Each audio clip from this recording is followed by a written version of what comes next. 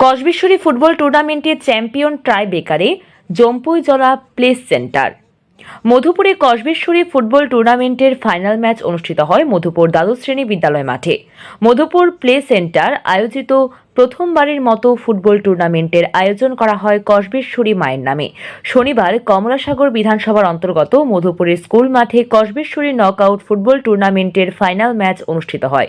শনিবার বিকালে মধুপুর দ্বাদশ শ্রেণী বিদ্যালয় মাঠে আয়োজিত ফুটবল টুর্নামেন্টের ফাইনাল ম্যাচে উপস্থিত ছিলেন ত্রিপুরা রাজ্যের ক্রীড়ামন্ত্রী টিঙ্কু রায়, কমলাসাগর বিধানসভা কেন্দ্রের বিধায়িকা অনন্ত সরকার দেব, বাধারঘাট বিধানসভা কেন্দ্রের বিধায়িকা মীনা দেব সরকার, বক্সনগর বিধানসভা কেন্দ্রের বিধায়ক তোফাজ্জল হোসেন, সিপাহীজলা জেলা পরিষদের সদস্য গৌরাঙ্গ ভৌমিক।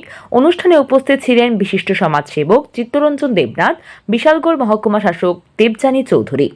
ফুটবল টুর্নামেন্টের প্রদীপ জেলে শুভকামনা করেন রাজ্যের ক্রীড়ামন্ত্রী টিঙ্কু রায়।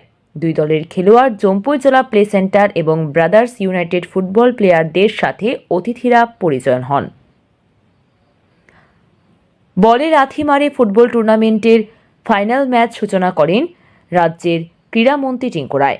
কসবেশ্বরী ফুটবল টুর্নামেন্টে মোট 12টি দল অংশগ্রহণ করেন। গত 11 অক্টোবর ফুটবল টুর্নামেন্ট শুরু হয়েছিল। ফাইনাল ম্যাচে প্রথমার্ধে খেলার ফলাফল ছিল 0। আমরা করছি টিলাবাজার মাঠ এবং এছাড়াও আমরা শান্তির বাজার মাঠ, আপনারা জানেন জুলাইবাড়িতে ভালো খেলা হয় সেখানের মাঠ। এইভাবে গোটা রাজ্যে সিনথেটিক 6টা মাঠ ছাড়াও আমরা 10টা ফুটবল মাঠ অর্থাৎ 16টা মাঠকে সাজিয়ে তুলছি।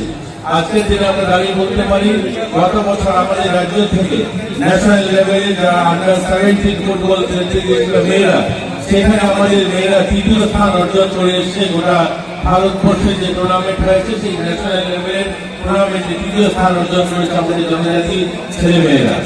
আমরা এবারও সুব্রত কাপ, আপনারা জানেন যে আমাদের এখান থেকে সুব্রত কাপে গিয়েছিল। আমাদের রাজ্যে ইতিমধ্যে কয়েকদিন আগে আপনারা জানেন যে রঞ্জি ট্রফি আমাদের এখানে হয়েছে মহারাষ্ট্র স্টেডিয়ামে। আমাদের রাজ্যে সে সমস্ত টুর্নামেন্ট শুধু ফুটবল না, বাকি খেলাগুলোতেও এবার আমাদের রাজ্যে রঞ্জি হয়েছে। মুম্বাইয়ের সঙ্গে ত্রিপুরা ম্যাচ হয়েছে, রঞ্জি খেলার সুযোগ আমরা আশাবাদী খুব শীঘ্রই আমাদের রাজ্য থেকে ক্রিকেটও রাষ্ট্রীয় স্তরে খেলোয়াড় যাবে, সেই আশা নিয়েই আমরা এগোচ্ছি। আমাদের রাজ্যে দীপা কর্মকার, সোম দেববর্মন,